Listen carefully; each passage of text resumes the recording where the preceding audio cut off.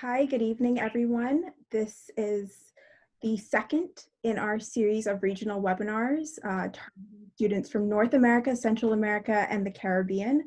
My name is Amanda Martinez. I am the Education USA advisor for Barbados and the Eastern Caribbean, or rather one of our Education USA advisors.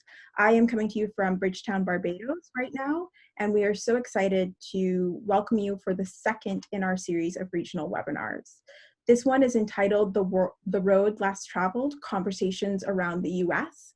And today we're taking a bit of a road trip, hoping to provide you with some fresh perspectives on study options in the United States.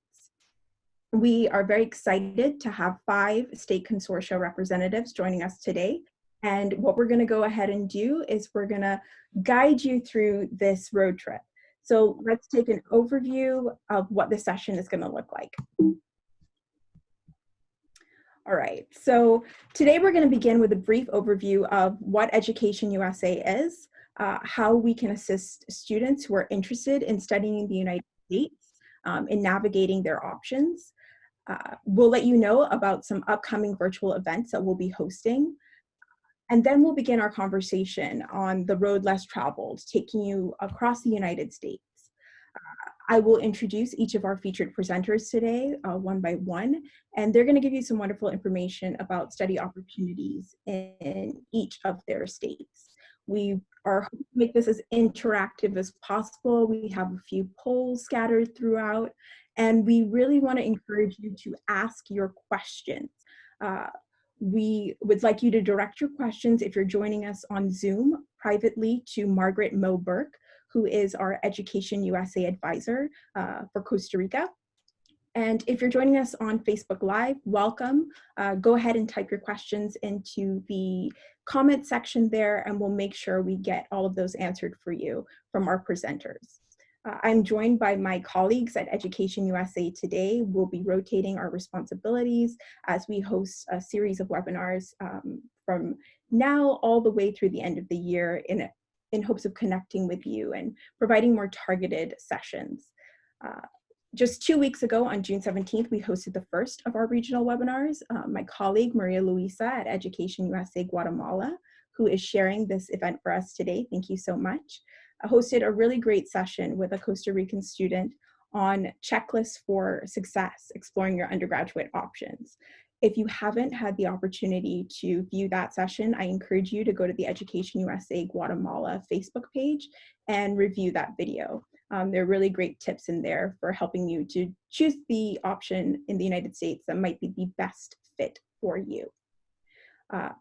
As mentioned before, we want this to be interactive, so go ahead and type your questions into the chat feature, again, to Margaret Mo Burke, and let's go ahead and get started. Okay, so let's begin with a poll today. I would like to know where you guys are joining us from. So I'm gonna ask my colleague, Maria Luisa, to assist us. If you can go ahead and just take a moment and let us know, are you joining us from Canada, the Caribbean, Central America, Mexico, so that we can determine where you're coming from. All right, so I think we'll give it another moment.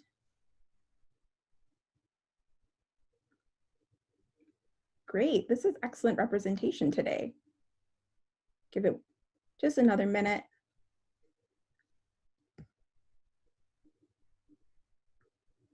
Fantastic, we'll go ahead and pause it there.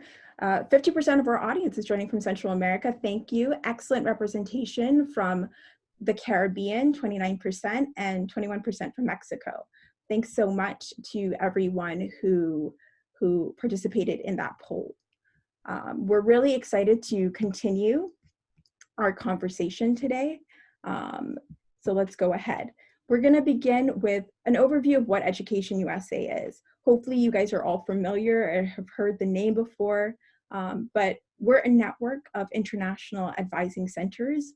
We provide students who are interested in studying in the United States with comprehensive and accurate information about the US higher education system and the admissions process. As a US Department of State program, it's our goal to provide you with the best information possible to connect you directly with the accredited colleges and universities in the United States, and to help you navigate what is sometimes a difficult process or might be a confusing process.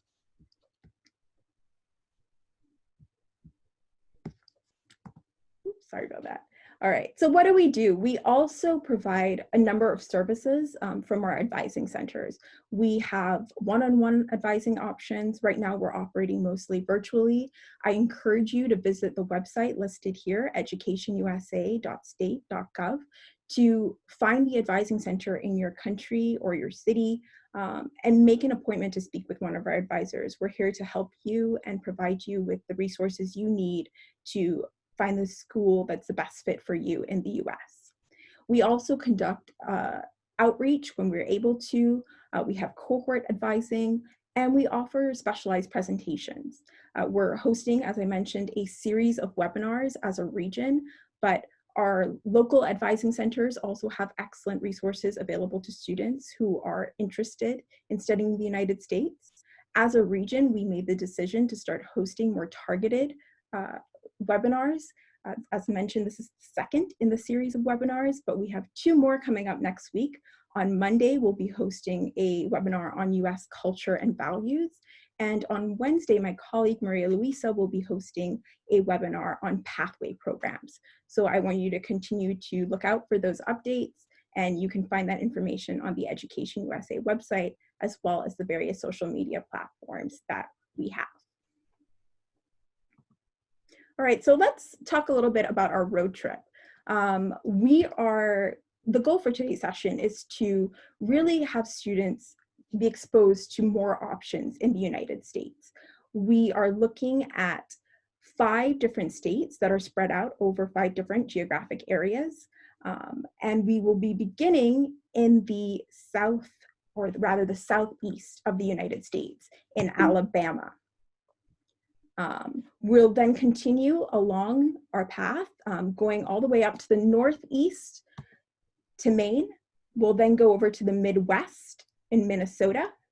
We'll go down to the Southwest in Colorado, and we'll conclude today's presentation with the northwestern state of Montana. So what I'd like to do is another quick poll with you guys to see how many of you have been to any of these states yet. So if you would take a moment to conduct this poll, have you been to any of these states as yet? None yet. Oh, we've got some, we have Colorado. That's great. We see some representation here. We'll give it another minute. I must admit, I've only been to one of these states myself, so I have some work to do on this road trip.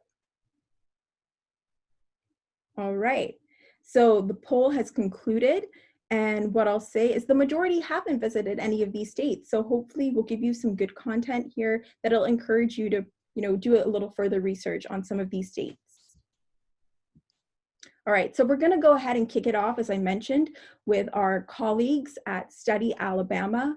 I'd like to welcome Stacye Thompson, who will be leading this discussion today. Again, if you have any questions, go ahead and type them into the chat box to Margaret Moe-Burke on Zoom or in the comment section on Facebook. Stacye, welcome. Thank you so much. Let me get my share screen up, and if you'll give me just a moment.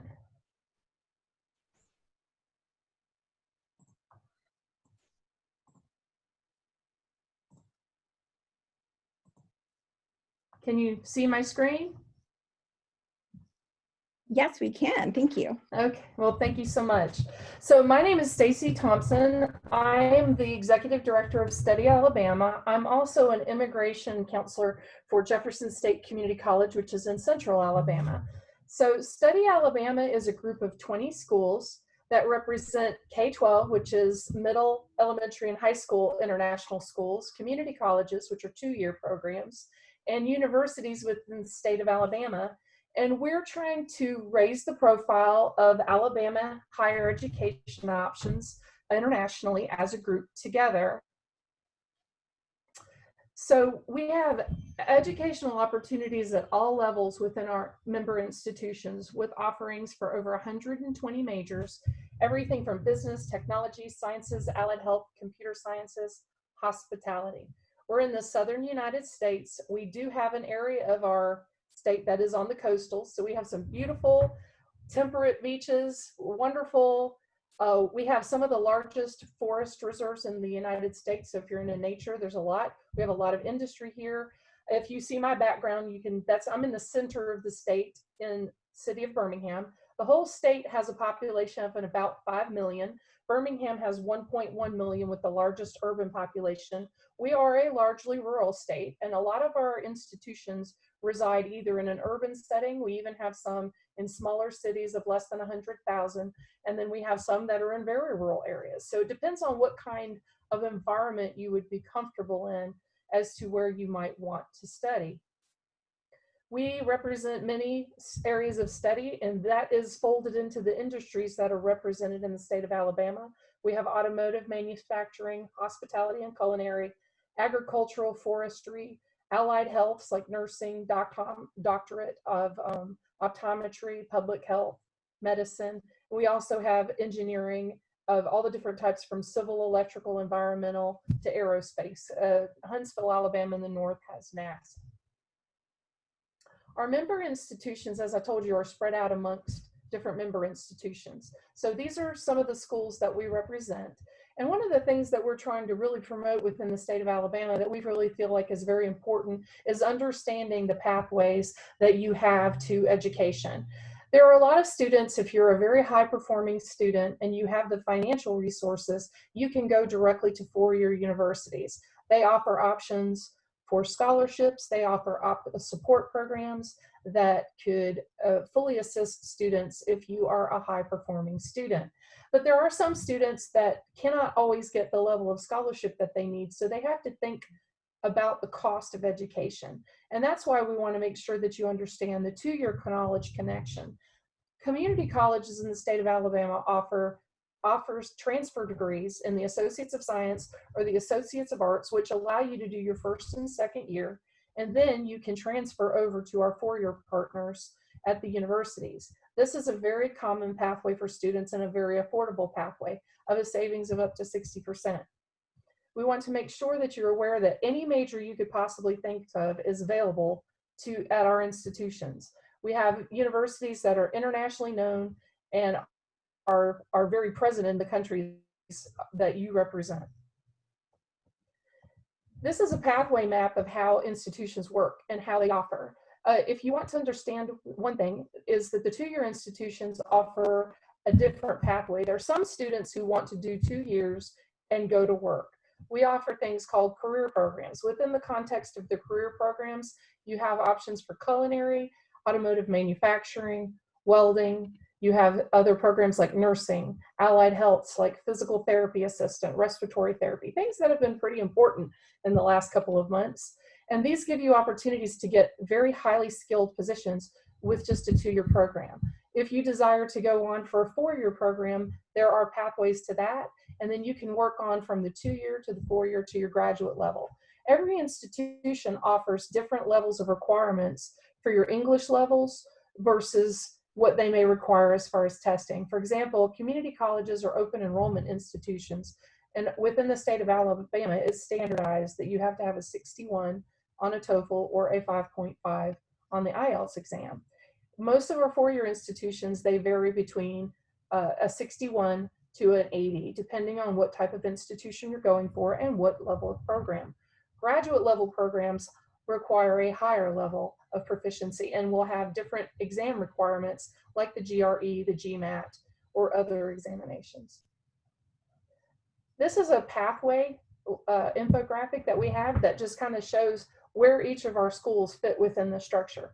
If you're still looking to improve your English, there are programs within the state that you could come study for intensive English and then migrate over into a 2-year or a 4-year institution or a graduate program.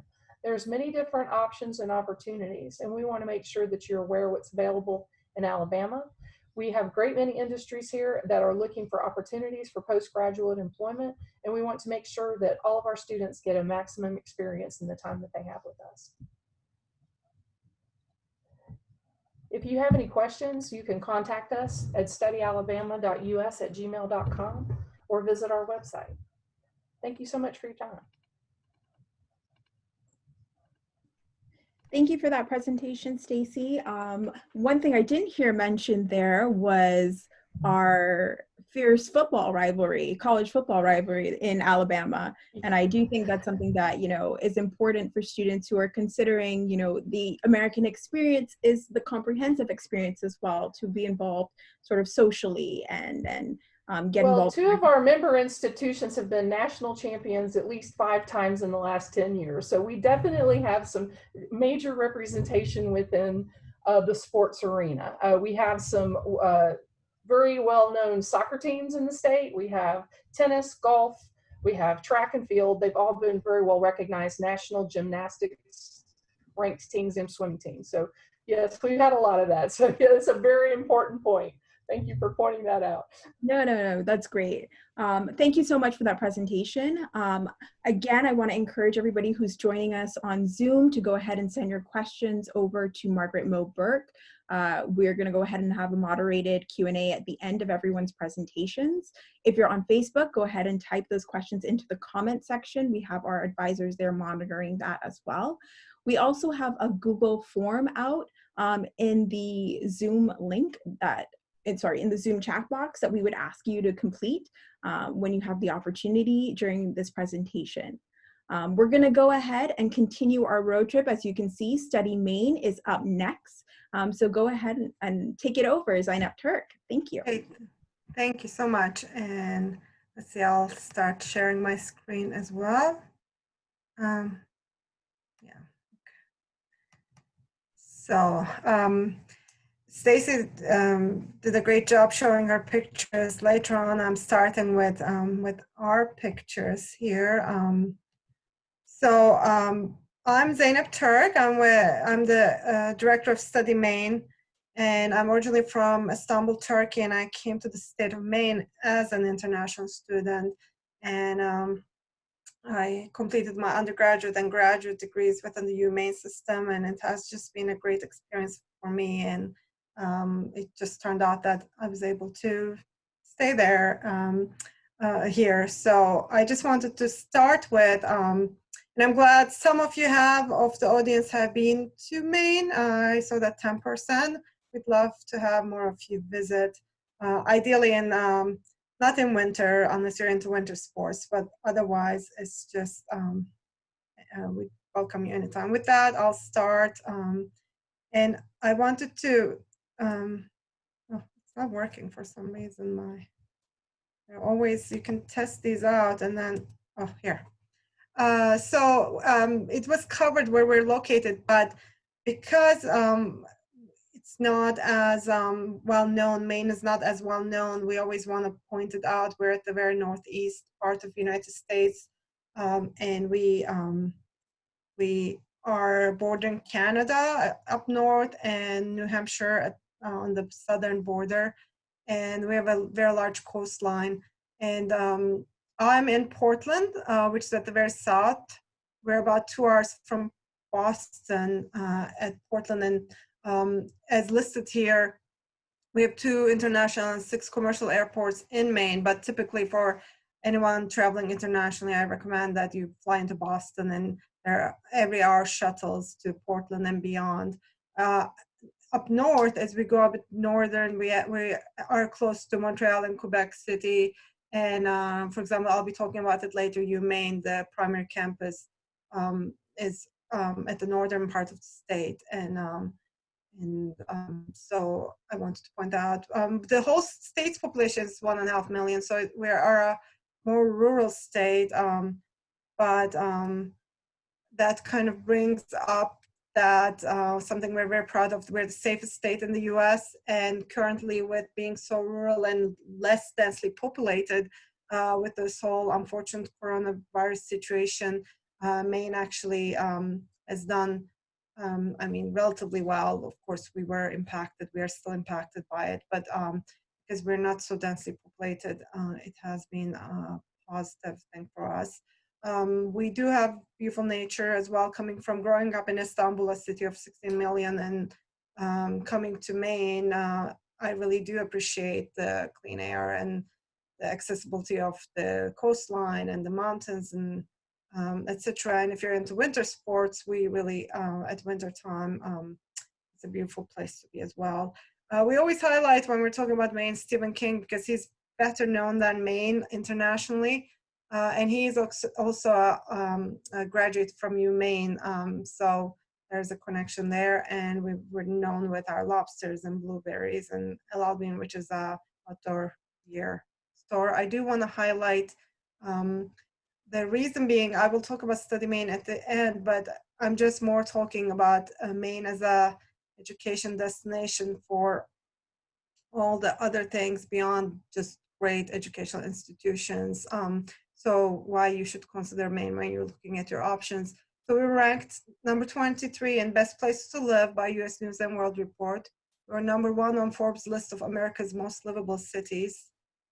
We were selected as, and this is like Portland and beyond, but one of the coolest small cities in America by GQ, America's best town in the East by Outside Magazine. We were number 6 on Forbes best for young professionals. We're in the top 20 best small cities for college students by the American Institute for Academic Research.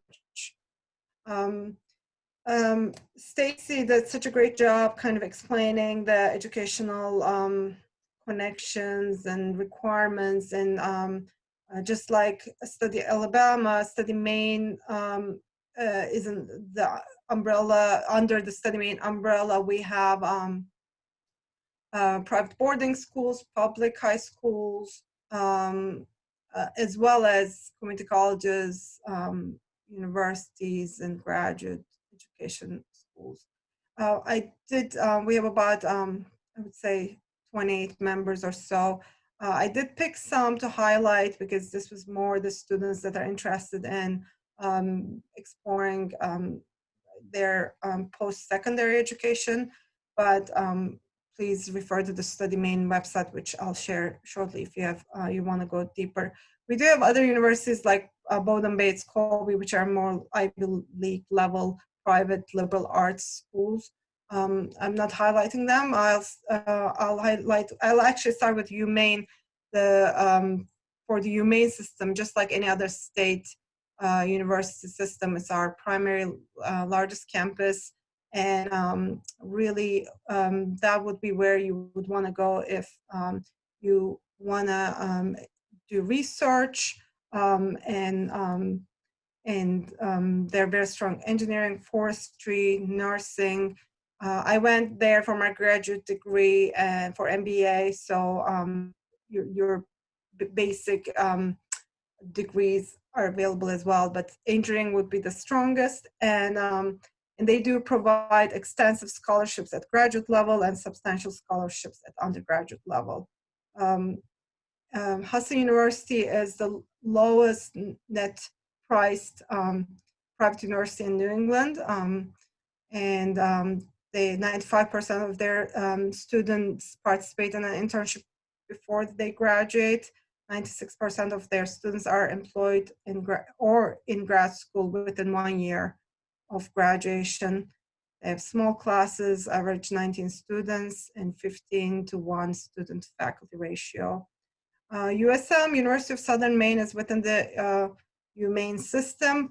The advantage, I guess, if you really want a more urban environment, it is in Portland, which is a very nice small city, and you have access to Boston easily. But they provide, they have business, nursing. One thing that differentiates them is the law school. They have a strong law school. Maine, actually, I'll go to Southern Maine Community College. Stacye so nicely explained the benefits of community colleges. We have a whole community college system network in Maine, but I picked Southern Maine because they're in South Portland. We work more closely with them, and they have a really strong culinary degree program beyond everything else. The whole 2-year degree for financial savings to connect to a 4-year degree is a great way to get an education at a more low cost level. they do have agreements with UMaine and beyond if you wanted to continue to a 4-year program. And their campus is just beautiful. They have a beach and they're in the city. So I personally do love that campus. So I wanted to highlight them. And the University of New England is the largest private university in Maine. They're very, they have dentistry, nursing, osteopathic medicine, pre-med, but they're really doing lots of innovative things in blue economy with marine sciences and sustainability, and they have partnership with Icelandic universities where the students can actually do a joint program between Iceland and Maine, and they do also have a campus at Tangier, Morocco, where that the students have the opportunity to go there for a year as well. So they are doing lots of innovative different approaches. And last but not least, Maine Maritime Academy is a maritime engineering technology, a marine science, international business and logistics, and marine transportation focused university. And their graduates are highly, they get jobs before they graduate. And let's see, with that, I'll wrap it up for now. But happy to answer any questions. You can also reach me at turk@mitc.com, and our website is www.studymaine.net. Thank you. Stop sharing my screen. Thank you so much for that, Zainab. I think that was very informative. I certainly learned a whole lot more about Maine and the diversity of educational options that are available there. And I think coming out of the presentation from Stacye at Study Alabama and from you at Study Maine, one thing we do want students to really consider is that community colleges are an option for them if they're looking to pursue their studies. It's a very affordable way to begin your education, to get excellent degrees. I know particularly here in the Caribbean, we have a lot of students who are interested in the culinary arts. So it is really great to hear about those opportunities for studies. Thank you so much. And also thank you for this opportunity, by the way. I meant to mention that to Education USA for giving me the opportunity to talk about Maine and opportunities here. Thank you. Yeah, thank you so much, Zainab.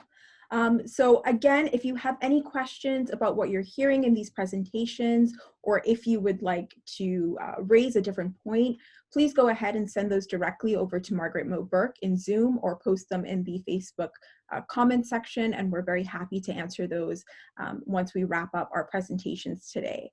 So we're going from the very cold Northeast, known for its lobster, its blueberries, and Stephen King, so it's horror as well. And we're gonna go on over further west into the Midwest to the state of the Twin Cities, I think is what it's known for, it's Twin Cities. And I'm gonna go ahead and welcome Rachel Limon from Study Minnesota to give her presentation on the options available to international students in Minnesota. Rachel? Excellent. Thank you so much, Amanda, and my other study consortium colleagues, as well as all my friends at Education USA. We're delighted to be here today. And I'm just going to highlight Study Minnesota. In my daytime role, I'm the Regional Trade Manager and Protocol Officer for the Minnesota Trade Office, and I serve as an advisor to Study Minnesota. So we would like to welcome you all to the state of Minnesota, and you are all welcome here. So here we are. Minnesota is very well known for our excellent Twin Cities area and our Four Seasons, and I'm going to take you on a magical mystery tour of the state of Minnesota. So you're probably asking yourself, why would you want to study in Minnesota? Well, we are ranked 3rd in the nation for people with a high school diploma, 11th in the nation for people with a bachelor's degree, and 1st in ACT test scores amongst the 20 states that had 98% or more of graduating high school students take the college entrance exam. We are committed to higher education. Our colleges and universities are renowned. We have over 100 public and private universities, colleges, and technical schools that offer advanced degrees, which includes associates, bachelor's, master's, and doctorate degrees. We enroll over, well, probably more than 500,000 students, combined with the University of Minnesota and the Minnesota State College systems and universities and other private colleges. Minnesota is open arms, and we will welcome you here. You've heard of Minnesota Nice. We are recognized for our academic excellence. It's a safe state to be in, and you've probably heard about Minnesota Nice. We enroll about 15,000 students internationally per year. There's also postgraduate opportunities. And as I mentioned before, the You Are Welcome Here campaign that we are very much promoting. This year, Study Minnesota has offered 4 $5,000 scholarships. And these scholarships can be used at any of our higher learning institutions, such as university preparatory study, high school, 2-year, 4-year, graduate and law schools. And students that are interested in this scholarship, this was for this year alone, but we do have them every year. Here are some of the scholarship criteria. So you'll see that anyone can be eligible that is a non-US citizen and traveling to Minnesota from the outside the United States. You have to complete a Study Minnesota scholarship application, and more information can be found on our website. So you're probably asking yourself, what is Study Minnesota? It is a nonprofit organization. It was established in 2013. There are 37 member institutions, 25 colleges and universities, private high schools, community college, and then the English language institutes. Part of the advising agencies, which includes the U.S. Commercial Service, Minneapolis, the Minnesota Trade Office, which I work for, the Minnesota Office of Higher Education, and Global Minnesota. Here you can see a map of the members of Study Minnesota. However, we do have close to 200 higher learning institutions beyond what's in Study Minnesota. So why do you want to choose Minnesota?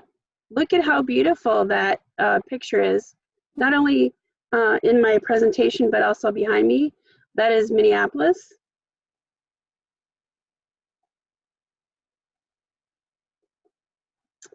Minnesota is centrally located. So what that means, if you look on this map here, the United States, pretty much from anywhere in the United States, from Minnesota, you can get there relatively quickly within about 2 to 3 hours, depending on where you want to go. We're easy to reach. The Minneapolis-St. Paul International Airport offers 167 nonstop flights per day, including 30 international destinations. We're ranked the best airport of its size in the country now for 4 years. What are some of our recent recognitions? Here they are. In infrastructure and logistics, we rank 6th in infrastructure from U.S. News and World Report, 4th in transportation, 9th in internet, and we've been ranked best airport in North America for a number of years. We're also ranked the best run state by the Wall Street Journal, best state, 3rd best state with U.S. News and World Report, 7th top state for doing business from CNBC. We have over 16 Fortune 500 companies and 4th in Fortune 500 companies per capita. You've probably heard of Cargill. That is located in Minnesota. It's America's largest private company. It's also a great place to work. It's ranked 2nd best state for women, 2nd best state for working moms and working dads, 4th best state for millennials, and 6th best state for jobs if you'd like to stay and work here.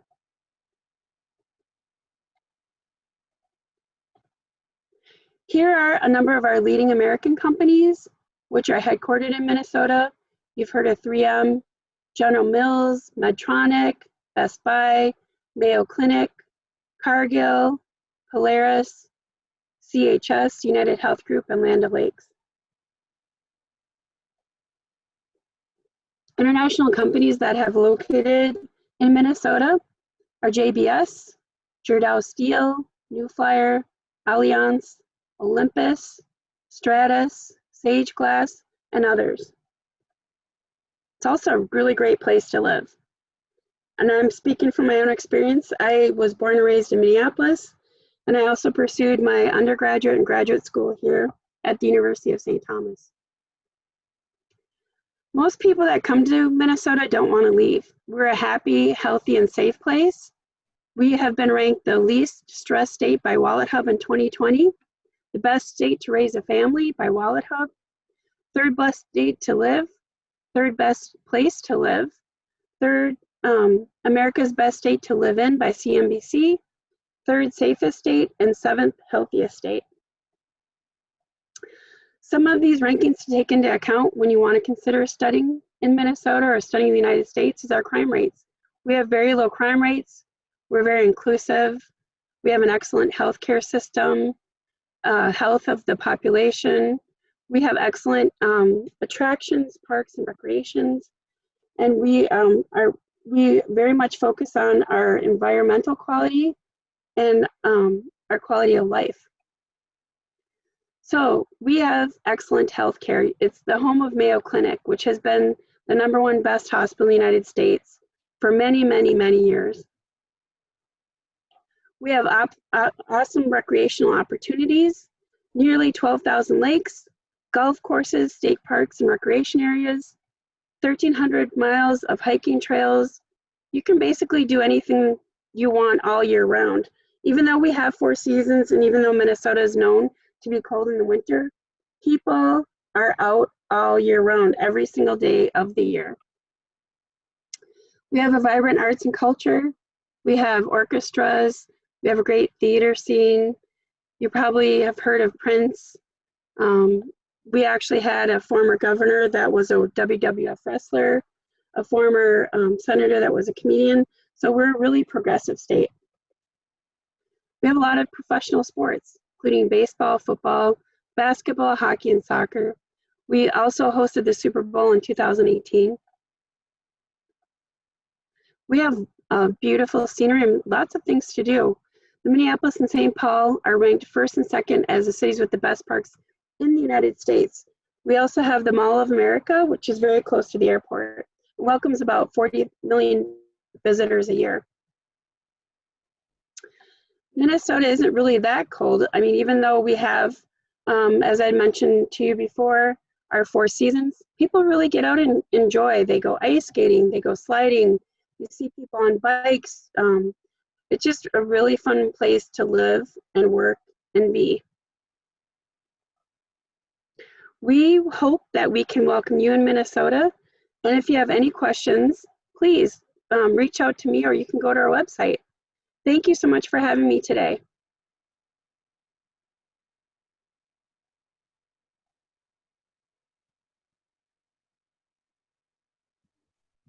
Thank you so much, Rachel. We appreciated that presentation and learning more about what Minnesota has to offer.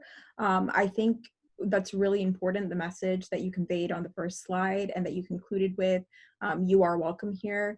I think it's a message that all of the universities that EducationUSA works with have expressed. We want to see international students on campus. We have a couple of questions related to that for the Q&A portion. But we'll save that for the end. So thank you so much, Rachel, for that presentation. Going even further west, but now southwest, we're gonna go ahead and go to our next state, which is Colorado. Beautiful Colorado. I think it's known very much for its geographic diversity, which I'm sure our presenter, Inta Morris, will be telling us a lot more about. So Inta, please welcome and lead us on a conversation about Study Colorado. Great. Well, thank you very much. And let me get my little presentation up here. Perfect. And there we go. So, and it's not going. Hang on. Ooh. All right. Is that working? It suddenly looks different on my screen. Yes, we have it working. Okay, perfect. So thank you very much, and thank you all for joining today. It's really exciting to see so many people who are interested in hearing about these different states in the United States, and that you're interested in coming to study. We very much welcome you. I want to repeat those words. We very much would love to see you in the United States. This is, of course, a tough time to be talking about this. We all know that. But we remain friendly and welcoming and open, and we want to see you on our campuses just as soon as that is doable. So I'm going to take you similarly on a little tour of Colorado. I want to show you a little bit of what it looks like. These pictures here are just a little intro. They give you a sense of the variety of scenery and what Colorado is known for. I think some of you, I noted in the opening survey there that some of you have been to Colorado. Very happy to hear that. And some others may have heard of us. Colorado is known for the Rocky Mountains, and we have the Continental Divide. That is the mountain range that splits the country into east and west. Those mountains go right through Colorado. So we have a lot of mountains. With that comes a lot of skiing. You may have heard of Aspen or Vail. We have a total of 32 ski areas. So skiing and snowboarding is very popular in Colorado. We have one of the best known outside amphitheaters in the United States. That's Red Rocks. All of the bands want to come and play at Red Rocks. It's really a wonderful way to spend a summer evening. Unfortunately, not this summer because of COVID, but really it's a beautiful location to hear some music and lots of outdoor activities. People in Colorado, one of our favorite statistics is that we have over 300 days of sunshine. And I'm looking out my window right now. It's sunny out there right now. Truly, Colorado gets a lot of sunshine. Another thing I want to point out, and I'm going to go back one second, you'll notice throughout my presentation here a bunch of pictures, and most of these pictures were taken by our international students. Every year we have a contest with international students in Colorado, and we ask them to send us their favorite picture. And so you're going to see a lot of those pictures here. These are international students enjoying the scenery in Colorado. But a little bit more about the state. As you saw at the start, we like to say we're the square state in the middle there, easy to find. The population in Colorado is almost 6 million. And we have about 21% of our population is Hispanic. So we have a pretty good Spanish-speaking population in the state. There's a lot of what goes on is in Spanish. We have one of the fastest growing economies. Again, right now is not exactly the time to talk about that. We're all hoping that our economy opens up again soon, but generally a very fast economy. A lot of research goes on here, very good for young entrepreneurs. And we also have 30 federal laboratories in the state. And what that means for students is a lot of opportunities for research, everything from renewable energy to atmospheric sciences to really almost any research that takes place in the United States, there is some sort of laboratory here. So that presents a lot of, like I said, a lot of opportunities for students.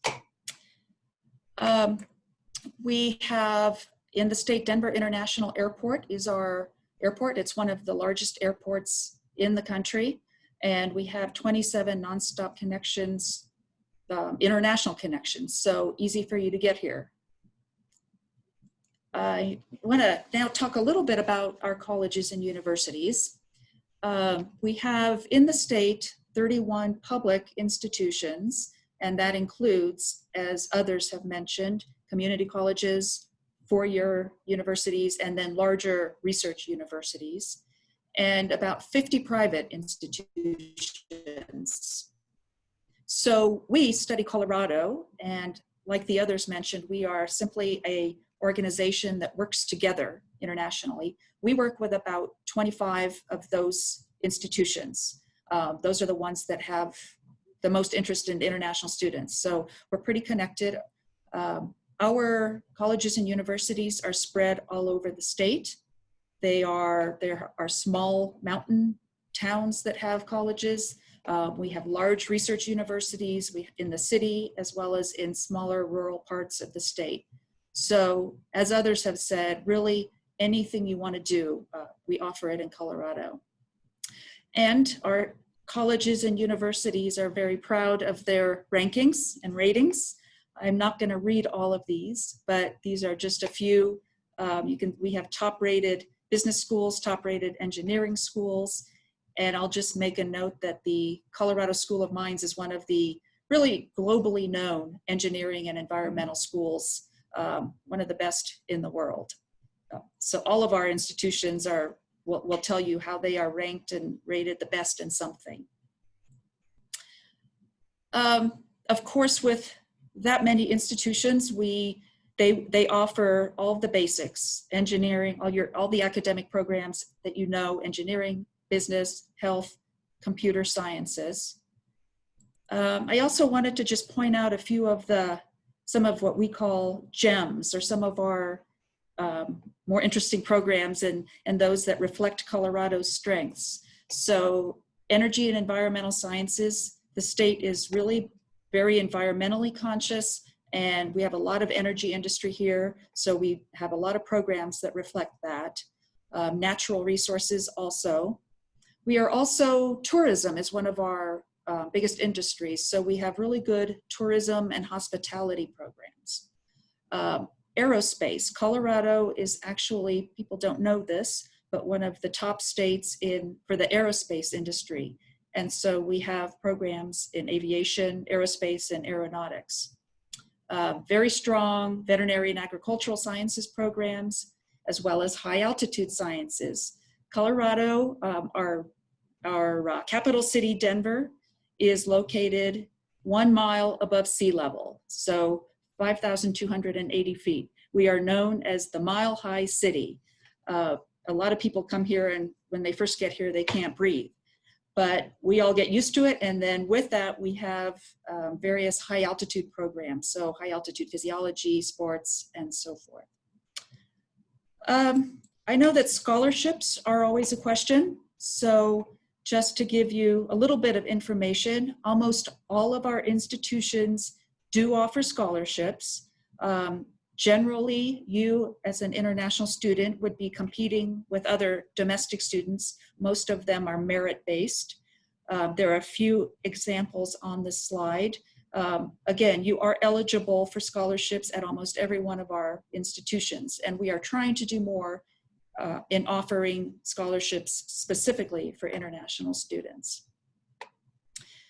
So other speakers have mentioned the community college option. We call that 2+2, and we're really trying to talk to students and others in other countries about this option. I know that community colleges are not as well known in some countries, but in Colorado, the community college system is very strong. The academics are very good and very high quality, and there are agreements that exist among all of the community colleges and the four-year colleges and universities so that you can transfer quite easily. So what this means is for some people, if it might be a better fit. Community colleges are less expensive, so you can, for the first 2 years, pay less tuition.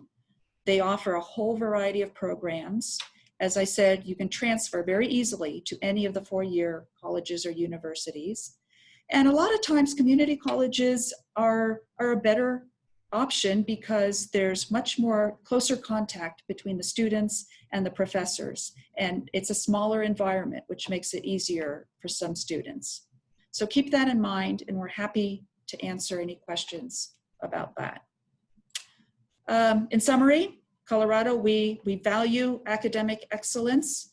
We are, similarly, we rate ourselves, we are the state with the second most number of adults with a college education. We are very friendly and welcoming. We want you to come here. Our institutions are affordable, and we want you to choose Colorado. So happy to answer any further questions. Here's the contact information, and please contact us. Thanks, everyone.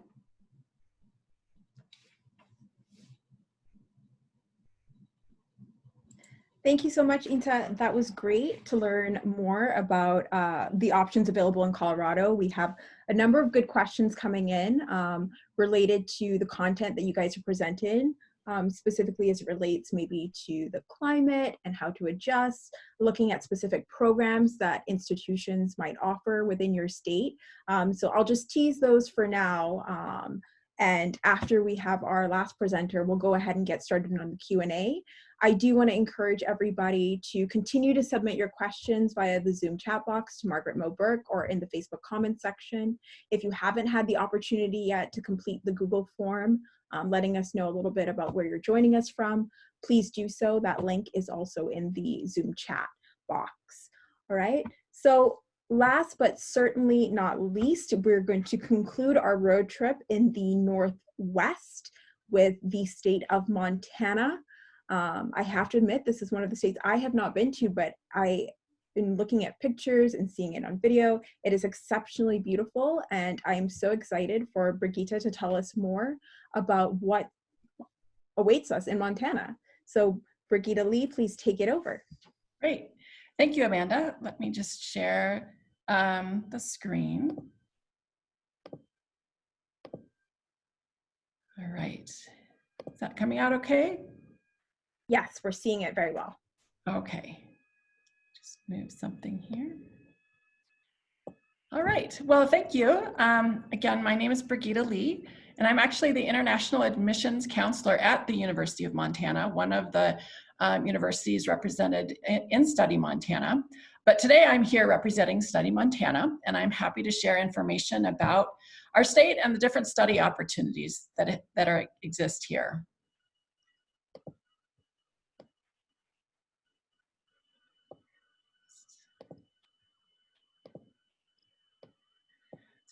So why don't I just start out introducing where we're at. So Montana is located to the east of the state of Idaho, north of the state of Wyoming, and just south of the US border with Canada. Like many of our neighboring states, Montana is pretty sparsely populated. We're actually 48th out of 50 states in terms of population, with just over 1 million people in the whole state. However, we're the 4th largest state in terms of area. So we're just a little bit smaller than California and Texas. So our nickname of the Big Sky State is certainly not for nothing. And as you can see on the map, Montana extends through the mountains and forests and wilderness areas of the Rocky Mountains in the western part of the state, all the way eastward into the grasslands and farmlands of the Great Plains. Our smaller population, combined with proximity to natural resources, means that we can offer international students some very unique experiences. I want to talk about those next.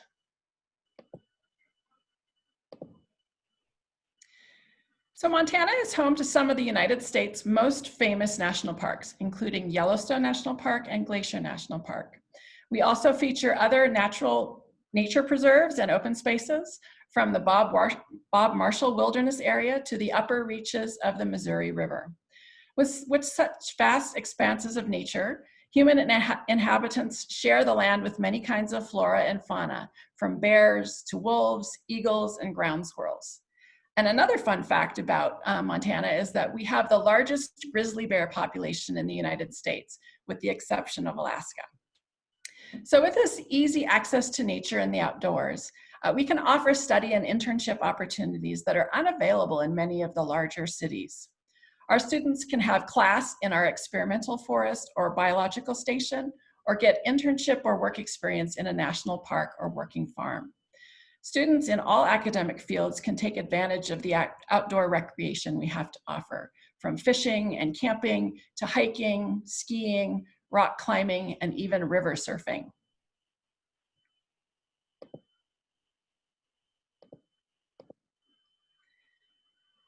So with such great access to the outdoors, we have attracted some of the top researchers and teachers in the country for studies in fields like wildlife biology, forestry, agriculture, parks and tourism, ecology studies, sustainable farming and rangeland management, and climate science.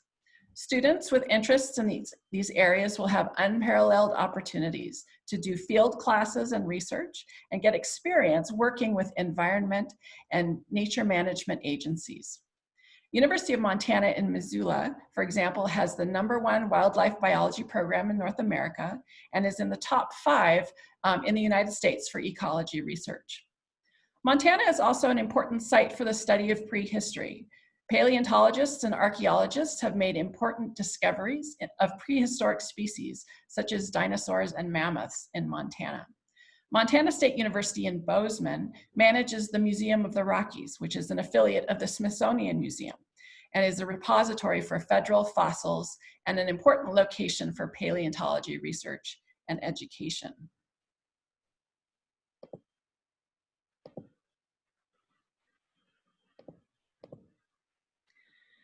Another important thing to think about when looking at Montana as a potential study experience is what we can offer in terms of an understanding of America.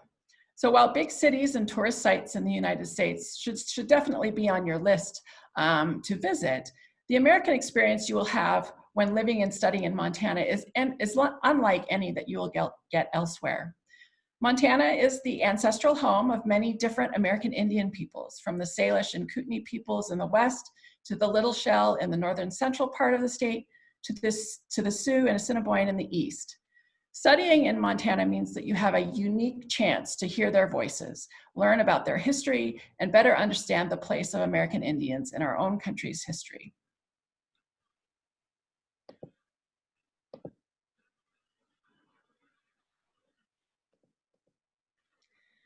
Another benefit of living and studying in Montana is that you'd likely be living in a smaller town, or maybe something smaller than you may be used to.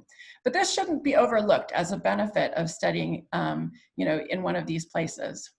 The cities in Montana, while definitely smaller than a lot of cities in other parts of the United States, still have all of the amenities of larger cities, while also being very safe, friendly, and welcoming. With fewer distractions and often lower costs of living than many areas on the east and west coast or in the larger metropolitan areas, Montana cities are perfect for students who need peace and quiet to study, but who also want access to cultural and artistic events, athletics, and entertainment in their free time. Montana communities are also important economic centers. They have been characterized in recent years by strong business growth that has been driven by tech and internet development. With a growing software development sector and a higher than average percentage of women-owned businesses, Montana has been leading the way in entrepreneurship and support for small business. These new businesses are providing essential services and new learning opportunities in entrepreneurship or tech development. Some of the best employers of our Montana University graduates are actually fast-growing companies right here in Montana.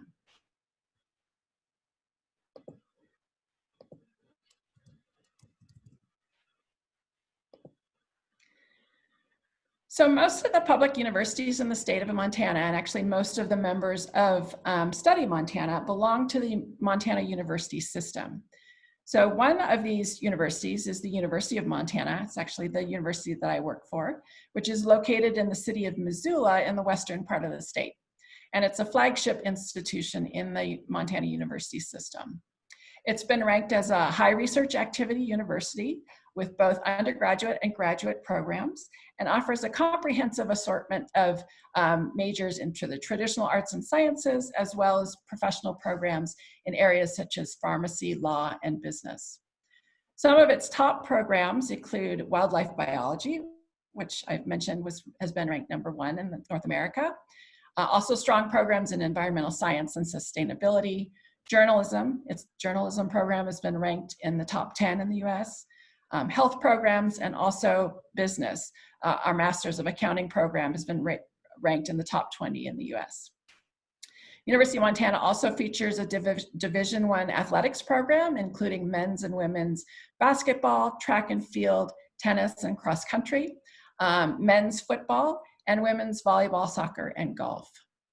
There are actually a number of other colleges affiliated with University of Montana, most of them located in the western part of the state.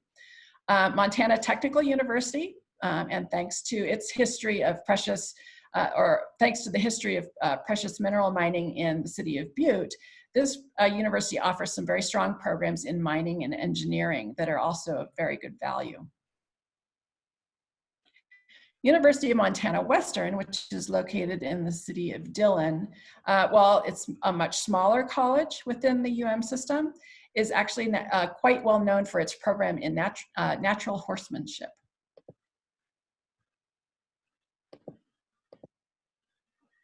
So the other flagship institution in the state, also a member of Study Montana, is the Montana State University. Montana State University in Bozeman is a comprehensive university with both undergraduate and graduate programs. It's best known for its programs in engineering, architecture, and agriculture.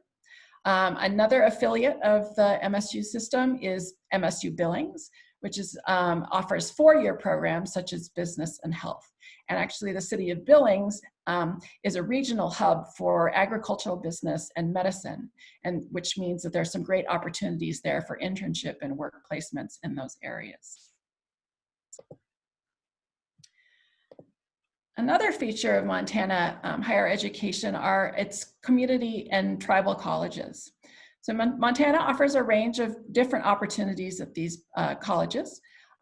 In Montana, we have 7 different American Indian reservations, and so tribal colleges provide American Indian students and others unique opportunities to study Native American history and traditions. These smaller colleges also provide opportunities for students to pursue general education studies in some exceptionally beautiful settings. Flathead Valley Community College, for example, is located in the city of Kalispell, which is just at the south entrance of Glacier National Park.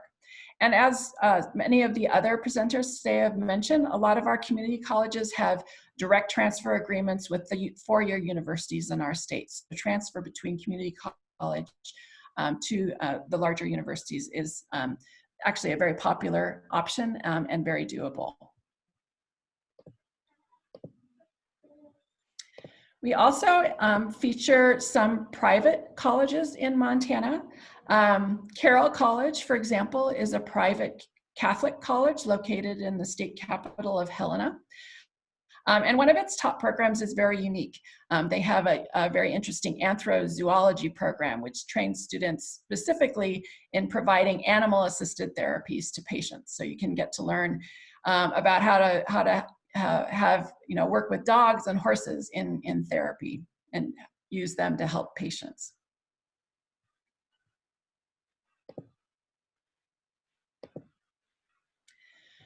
So for those students who are looking to improve English skills while also being able to experience all that Montana has to offer, UM's English Language Institute and the Interlink Language Center in Bozeman offer a range of different English and American culture programs.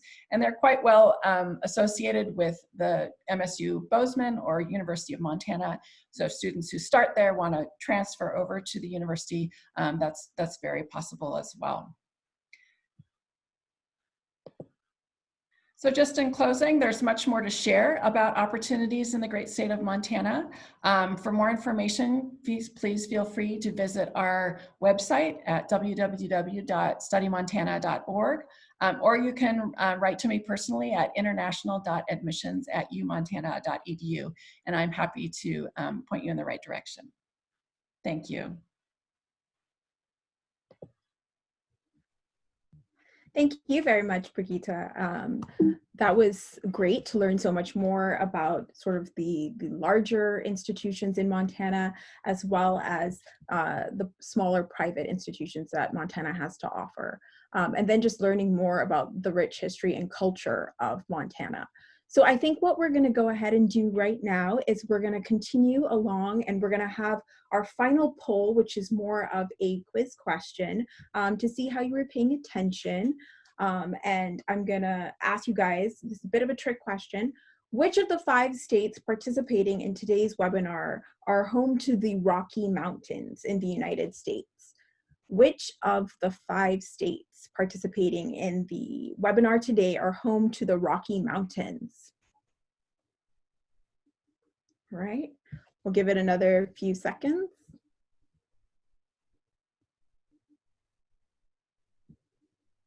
Great.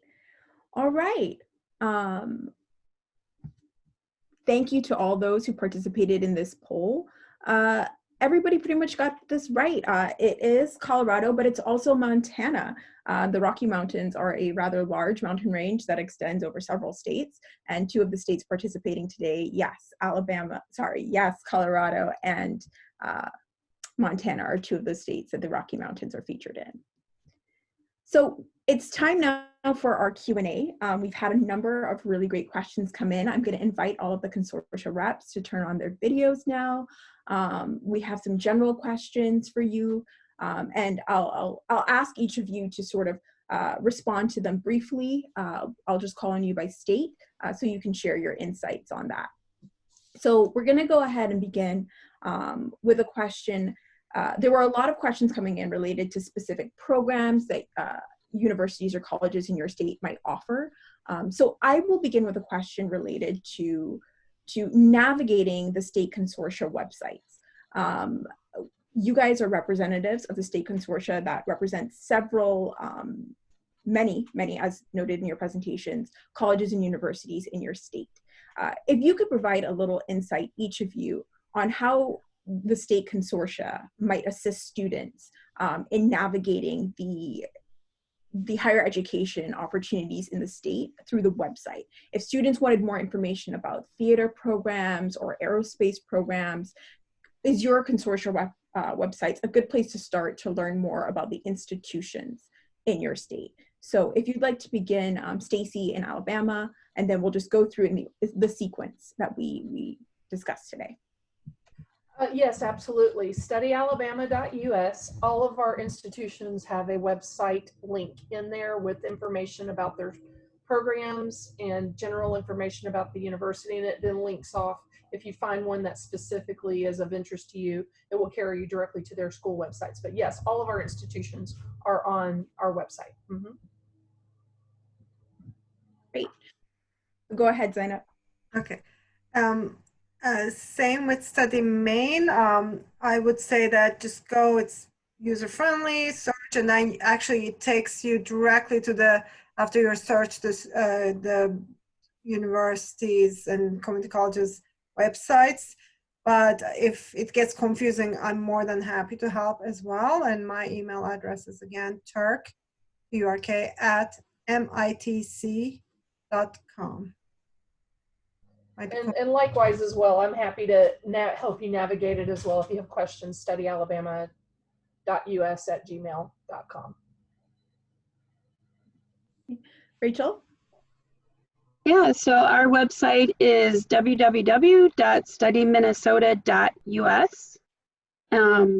All of the Study Minnesota schools have web pages there, but if you have specific questions that you'd like me to answer, you can also reach me by my email, which is Rachel, R-A-C-H-E-L, .limon, L-I-M-O-N, @state, S-T-A-T-E, .mn.us. And I'd be delighted to answer any questions that you would have.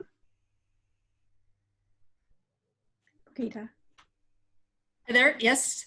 So our website is studycolorado.org, O-R-G. And on there, as the others do, we list all of the colleges and universities and English language schools, but we also do have a program finder. So you can, if you click on the schools, then what you can do is you can click on the level of degree program. So English language or undergrad, master's, PhD, and the general area of the program you're looking for, and it will take you to the schools that offer that program.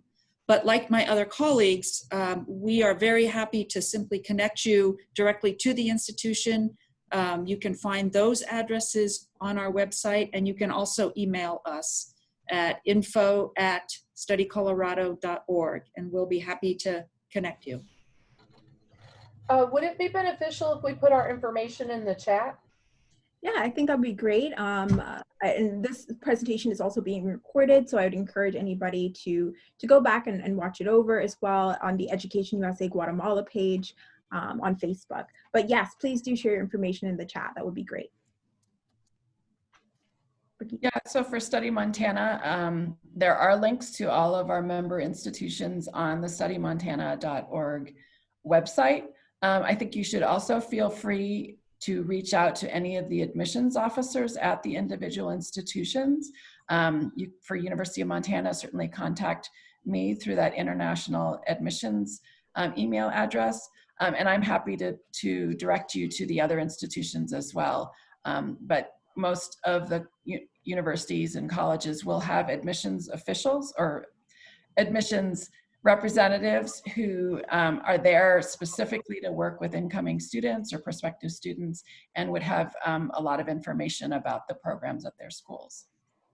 Thank you all. And again, this is also something that EducationUSA, we would be very happy to help you navigate this process. If you were specifically interested in sports programs, there were a couple questions that came in about scholarships that are available in your states as it relates to soccer, competitive swimming. Please do reach out to the EducationUSA advisor in your country or your city, and you can do so by visiting the EducationUSA website to find the contact information. And again, that's educationusa.state.gov. I think another good question that we received related a little bit to your presentations, where you were talking about the business opportunities in your states and some of the great American businesses that are there. What internship or pre-professional programs are available to international students in your state? If you could highlight maybe one or two of those or cite an example of international students who had taken advantage of those opportunities. I'll go ahead and start with Alabama once again. Oh, well, thank you. It's nice to be the A. No, just teasing. So I was an immigration advisor for one of our universities, which is a member, and I'm an immigration advisor at a community college now. So I was actively involved in curricular practical training and helping students with their optional practical training placements.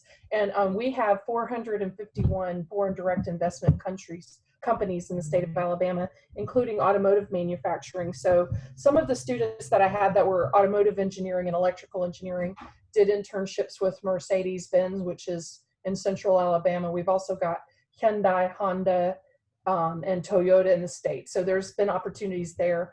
We've had some students who are doing biomedical research internships.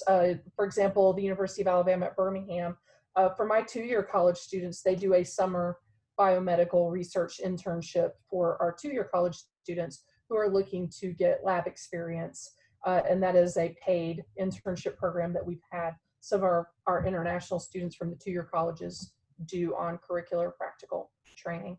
And there's other industries as well. We have culinary programs that they've worked for some Michelin star chefs or worked for regional resorts on the coast or in the central part of the state or the northern part of the state. We have different kinds of opportunities like that. So it varies by industry, but there's a lot of opportunity for that. Thank you. Zainab. I would say I agree it varies by industry. One of the, and we have we're all kind of on the smaller side of the states, but the smallness, for example, I'll talk for Maine, brings the advantage of everyone knows everyone, and the schools have good relationships with the businesses, and their career centers have already established internship or, OPT, the optional practical training. But I would say for the internship level, it would be, I will give myself as an example. It's been a while, but I went to a very, very small campus in a very rural town, and there was a blueberry factory there, which is being rural, but they needed like someone to kind of get their Excel sheets, work, looking at their like production and marketing. So there was a project, and it was more curricular, CPT practical training. So in some cases, because you're an international student, you get credit, but you're not paid. Sometimes so there kind of, you need to kind of, and things are so fluent right now that, it needs to be made sure that at least maybe not paid, but get the experience. And then I was able to get recruited to a bank because I was on the MBA track on the other, and I had the optional practical training at the bank right after my MBA degree. So I would say that as a small state, we want the workforce, we want international students to come here and stay, and we want to provide them with all the connections and opportunities. So at our end, and I know universities are eager for this, and community colleges, as well as the workplaces. And we have some of the like our big employers would be more on the like LL Bean is one, IDEX, Jackson Labs. These are more on the life sciences side of things, but it's not the size, it's the experience and the connections. And I don't know if this answers, but the bottom line is everyone is eager to work with the students as long as the visa situations are resolved, because we want the workforce and the students here. Thank you. Rachel, did you have anything to add there? Oh, I certainly do. So after hearing my colleagues, I forgot to mention that Minnesota is very well known for medical technologies. We're considered the medical alley or the medical area or state of the country. So we have Medtronic, we have Mayo Clinic. A lot of our companies are very well connected with the higher learning institutions. Other industries that we're very well known for is our high technology. So you 3M, IBM, other companies like that. We have Target and General Mills. So we're very well known for our not only our agricultural commodities, but our agricultural technologies. And then we are also, believe this or not, we are also the most well-known state for IoT, Internet of Things. We have close to 1,000 Internet of Things companies located in the state, more than the Silicon Valley in California. So industry partners very much with higher learning institutions to create opportunities for people. Our unemployment rate in the state is very low. So we actually have more jobs available than we have people. So anybody that wants to come to our state, not only will we provide you a wonderful education, a great living experience, and also future employment. So you are welcome here. I hope everybody heard that about the opportunities awaiting them in Minnesota. Inta, would you like to share a little bit about Colorado? Expand? Sure, and I'll just mention a few sort of categories of job work opportunities. So first, I already talked about the research, the strength of the research in Colorado, and that offers opportunities for undergrad and especially graduate students in all the research labs. We as a state consortium, Study Colorado, with all of our colleges and universities, we're doing a lot of work in getting the word out to businesses in the state about the opportunities for curricular and optional practical training. So we want to make sure that all of the employers in the state understand that international students are a benefit to the economy and an opportunity for them. We're trying to help students with practical training opportunities. So we're working with chambers and we're working with business organizations. The other thing I'll just mention real quick is another thing that's very popular in Colorado are we get not necessarily students on academic visas, on F visas, but we have a lot of students who come here and work in the ski areas or work in the outdoors for on J visas and other visas for a summer or a few months. So it's a good place to come and work for a little bit. Absolutely. And Brigitte, Montana. So yeah, I want to pick up on a couple things that people have said. So like study Maine, we're a smaller state. We don't have a lot of the larger international and national companies here, but we do have a lot of very active and growing smaller companies. And so, for example, both in Missoula and Bozeman, we have the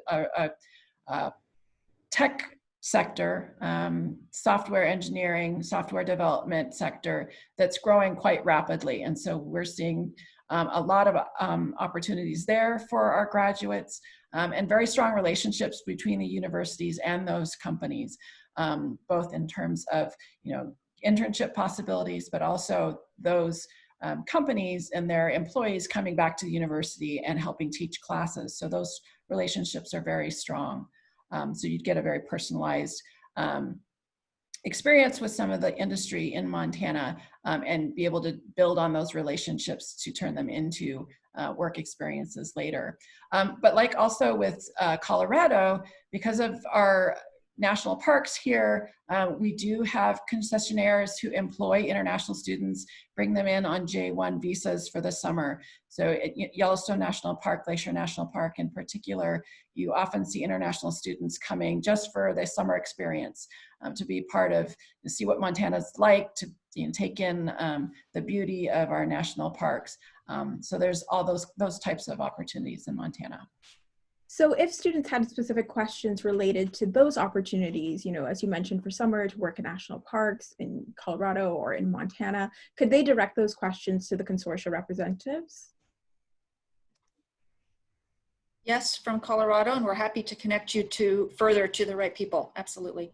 Thank you. Same with Same Montana. here, Maine, I would say. Okay, so you heard it. You can reach out to them directly if you had specific questions about those J1 visa opportunities to work as an international student, and then to learn a little bit more about the internship and pre-professional program opportunities that might await you in each of these states.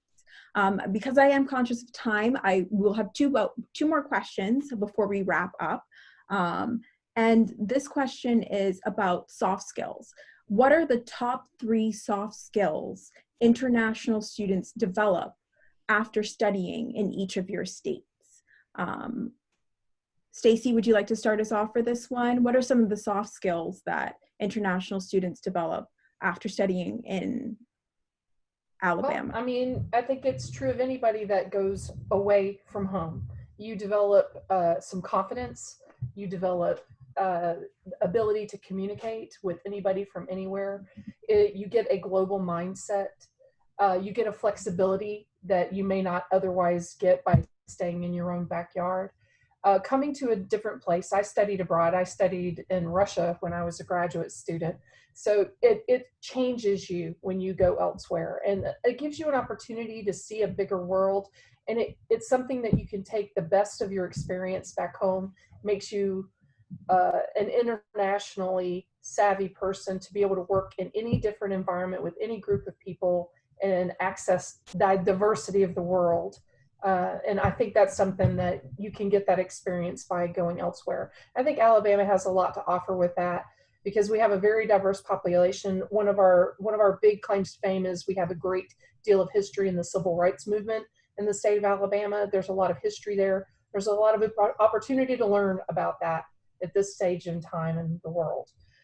So that I think that's something that you can broaden your horizons a great deal by any access of education.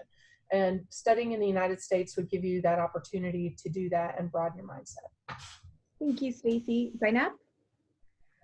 Stacey's shared a lot of the great things, we having the global mindset and experiencing the world. And I would just say from my personal experience growing up in Turkey, it's just there's a whole American approach to things that are like you learn to be a bit more straightforward and you can make it, confidence and speak up for yourself. Those kind of things were great. And then again, I'll draw on, because I agree with everything Stacye said, so I won't repeat it. So to that, I'll also add that like coming from a big city, I really, you just see that there are different, like you appreciate the smaller towns and how they're connected and how you can really kind of have a bigger impact sometimes.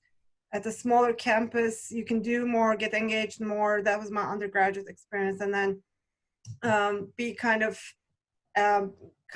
really see people as people, that there aren't that many differences between us. You learn to, world would be a better place if everyone studied internationally and got to know each other.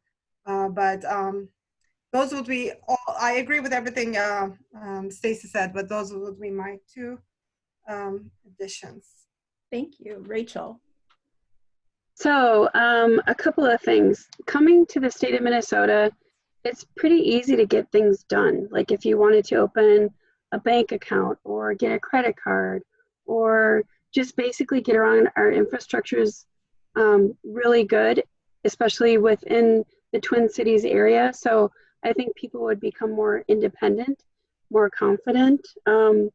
Something that I think is pretty eye-opening to people that, international people that travel to Minnesota, is that we are an international community. We have over 60,000 Ecuadorians living in Minneapolis alone.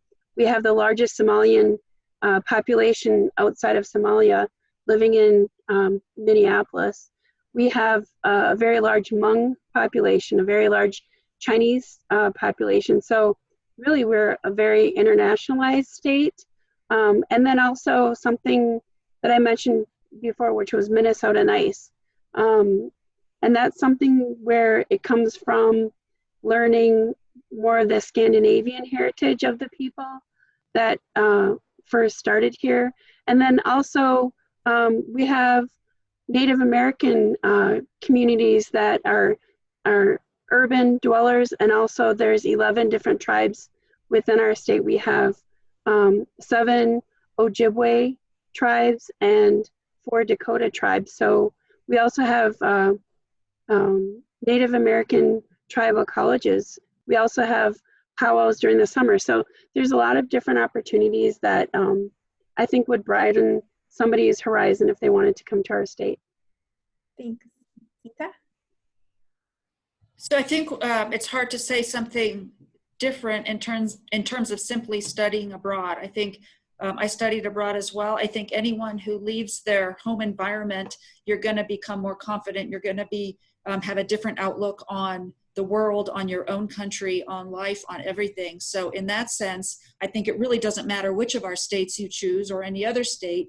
I think study abroad, it strengthens any individual. And I highly encourage you to do it.